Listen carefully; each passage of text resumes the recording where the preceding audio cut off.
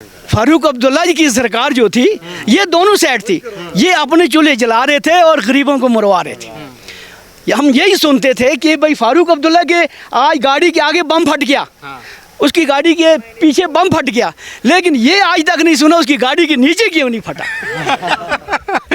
हजारों सैनिक मर गए, हजारों फौज के अफसर मर गए, हमारी गाड़ियों के नीचे फटता है, इनकी गाड़ी के आगे और पीछे क्यों फटता है। तो उसका निष्कर्ष क्या निकला? उसका क्या भाई, मिलिटेंसी इन्होंने फैलाई थी। जब इनको ये एक्ट लगा देशद्रोही का, तो इन्होंने पत्थर मारने शुरू कर दिए। पत्थर का कोई सबूत नहीं मिला, किसने मारा पत्थर, वो भाग गया, घात भी कुछ नहीं है भाई।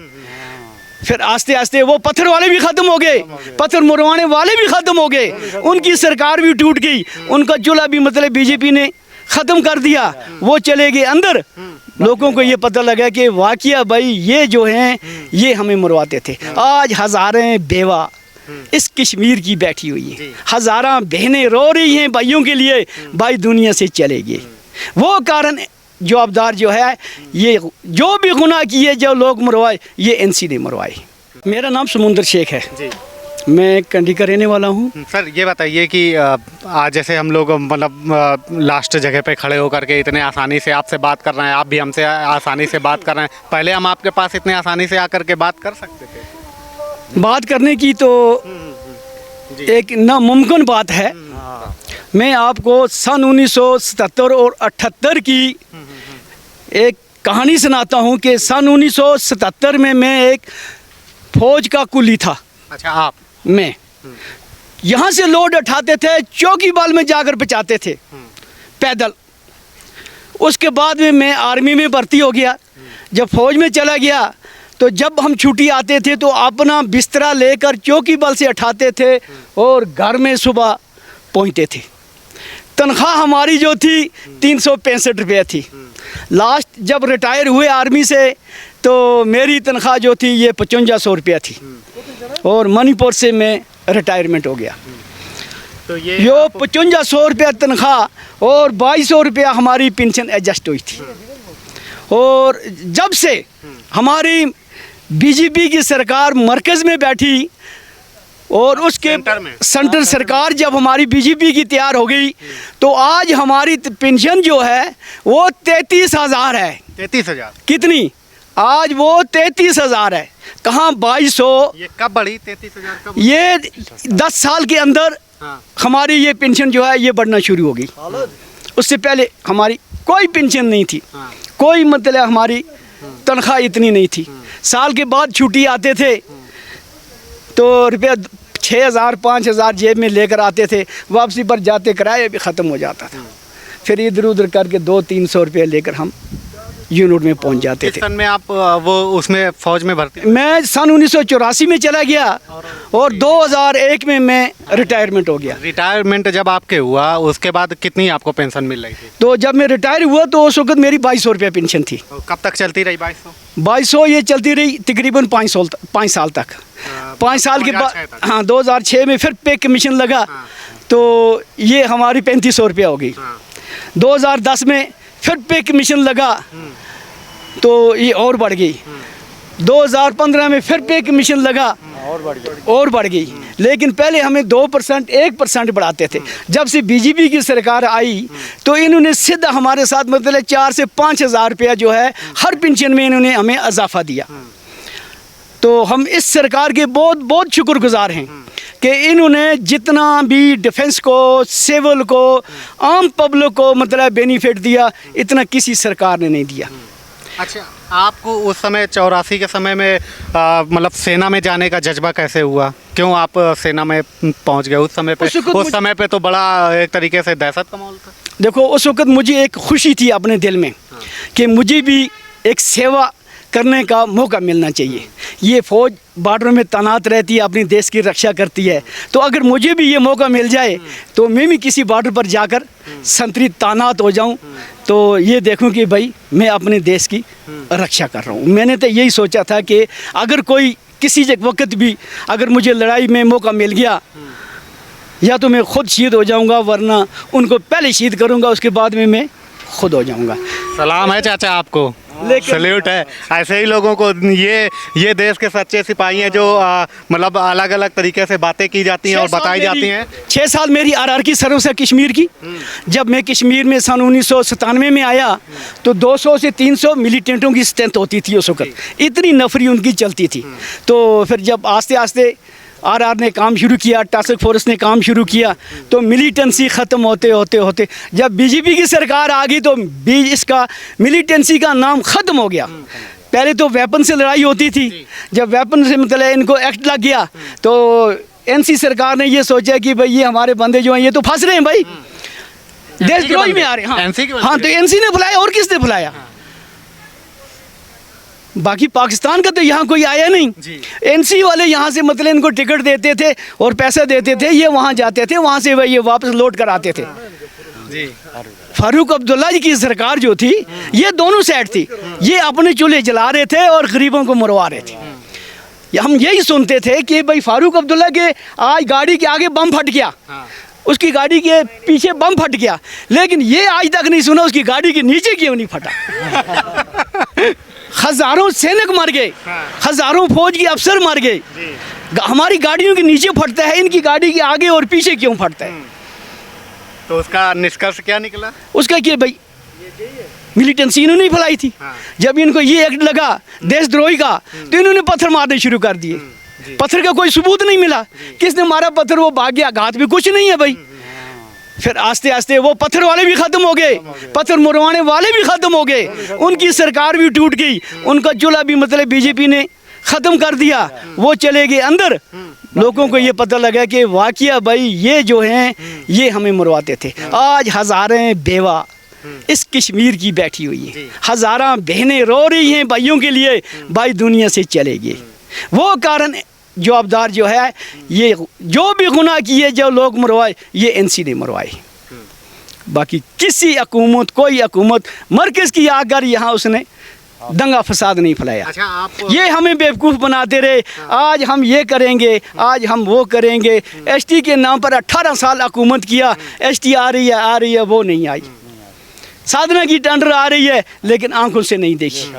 10-10 दिन 15-15 दिन हमारी डेड बॉडियाँ साधना की परली साइड में रहती हैं आप लोगों की। हाँ, पिछले 6 साल में 31 दिन 31 रात हमारी साधना की रोड बंद रही। फिर यहाँ करना के अंदर एक माचिस की तीली भी आग लगाने के लिए नहीं थी।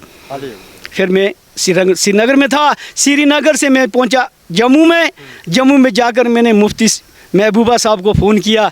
मैंने बोला करना कि आवाम तो मर गई फाके से, महबूबा जी आप यहाँ क्या कर रहे हैं? उसने बोला मैं कुछ नहीं कर सकती हूँ। ये किस सन की बात है? ये 2017 की बात है ये।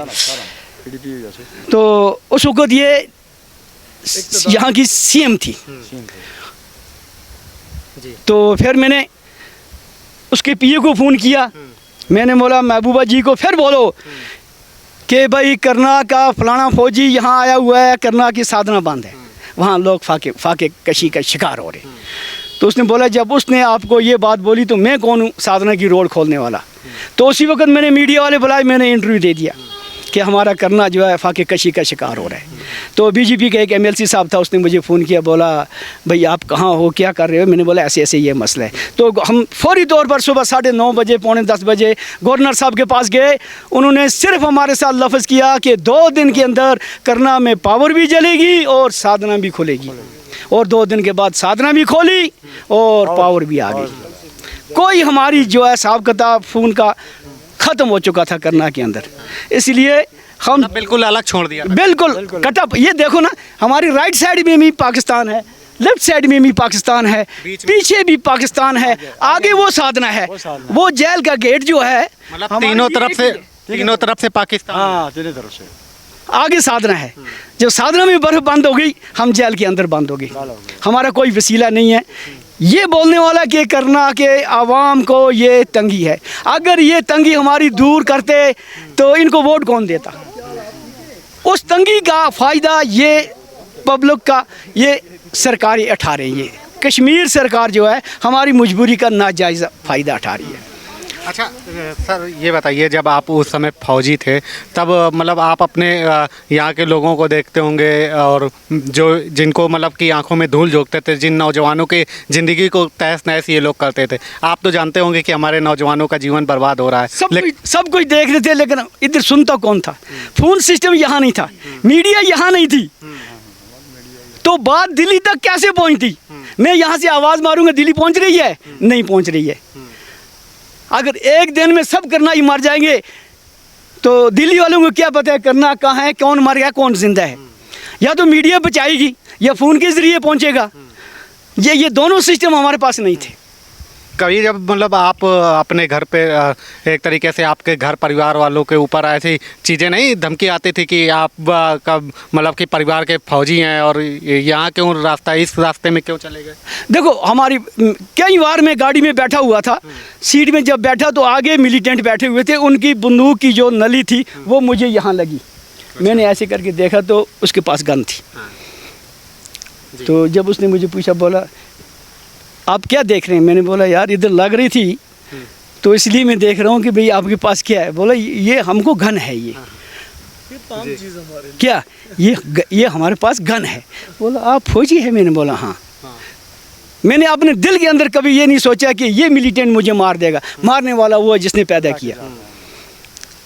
हर वक्त जो है अल्लाह बारी ताला ने खुद लिखा हुआ है कि मौत कब आएगी और मरना है। तो मैं उनको ये बोलता था, मैंने बोला यार ऐसे ऐसे मत करो, देखो अपने देश वालों को आप लोग मार रहे हो, क्यों मार रहे हो? बोला इधर ये मैं कि कुछ नहीं है यार, यहाँ कोई मस्जिद में बंद नहीं कर रहा है, कोई नमाज़ पढ़ने के लिए मना नहीं कर रहा है, हमारी माँ बहनें सब आप अपना कारोबार कर रहे हैं, तो आप लोगों की क्या मजबूरी है यार पब्लिक को तंग करने के लिए। बोला जब कल आप पेंशन आओगे आपको भी हमारे साथ मिलना है। मैंने बोला बिल्कुल ठीक है भाई, जब आएंगे तो हम मिलेंगे। लेकिन जब हम आए तो वही चले गए थे। मतलब उनको हटा के आप आए? हाँ, मिलिटेंसी ख़त्म हुई तो हम भी रिटायर आ गए। फिर उसके बाद में हमने नहीं देखे मिलिटेंट। वो जितने भी थे वो सिलेंडर मैन बन गए और फारूक सरकार ने उनको नौकरियां दे दिया। एक दिन वो देशद्रोही थे, एक दिन हिंदुस्तान के सैनिक बन गए। वो उन लोगों को वापस नौकरियां दे दी। उन लोगों को नौकरियां नहीं मिलियां जो बेचारे पढ़कर घर में बैठे हुए थे। लेकिन हमारे इस करनाल के अंदर कोई मिलिटेंसी नहीं फैली। इसका नाम जो है ये शांति नगर है। ये भोले वाले लोग हैं, शांति नगर है, ये शांति नगर है। तो इसका ये नाम कैसे पड़ा? क्योंकि जब कश्मीर में पूरी मिलिटेंसी फैली तो यहाँ कोई मिलिटेंट पैदा नहीं हुआ, ना कोई आया तो ना कोई गया। अगर जो गया भी वो वापस नहीं आया, वो वहाँ जाकर वो बाशिंदा हो गया वहाँ। उसने तो यहाँ को टारगेट तो बहुत किया गया होगा उस समय पे, जब यहाँ से अच्छे लोग निकलते रहे तो टारगेट तो किया जाता। वो टारगेट तो किया, लेकिन यहाँ की पब्लिक ने नहीं माना भाई। उनको मतलब है किसी किस्म की कोई फैसिलिटी नहीं दिया, ना घर में खाना दिया, ना सोने के लिए जगह दिया। तो वो मजबूर को रोकर वो ये लाठी बंद कर दिया। वरना यहाँ क्या, ये एक दिन की 2 घंटे का टोटल सफ़र है ये। लेकिन इन लोगों ने उनको पसंद नहीं किया। अच्छा, आपने सेना में काम किया। एक लास्ट बात हम ये पूछेंगे कि जो आज भी कहते हैं कि पाकिस्तान से हमको बात कर लेनी चाहिए और आज भी सियासत की रोटी सेकते हैं, उनको क्या कहेंगे आप? किसको? ये जो बात करते हैं यही सारे लोग, नेता लोग, एनसी हो गई। देखो, इसमें बात ऐसी है कि ये जो कश्मीर के साथ जो बॉर्डर लगता है ये पाकिस्तान नहीं है, ये मजमूदा कश्मीर है। ये डॉक्टर इसने शेख अब्दुल्ला ने अपने आप को एक कश्मीरी तस्वर करते हुए पहाड़ियों के 2 टुकड़े किए, पहाड़ी लैंग्वेज वालों के 2 टुकड़े किए।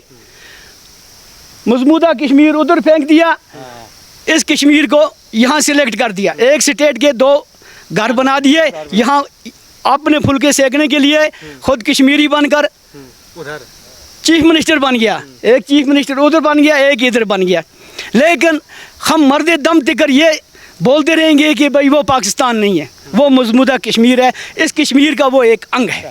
ठीक है, ये चाचा थे। तो तमाम सारे लोगों से ऐसे ही बात करेंगे। भारत के आखिरी कोने से आप देख रहे हैं कि किस तरीके से देश को लेकर के जज्बा है और जो तमाम सारी बातें कही जाती हैं उनको लेकर के यहाँ के एक तरीके से जो सच्चे सिपाही हैं उनका क्या कुछ कहना है। फ़िलहाल अभी के लिए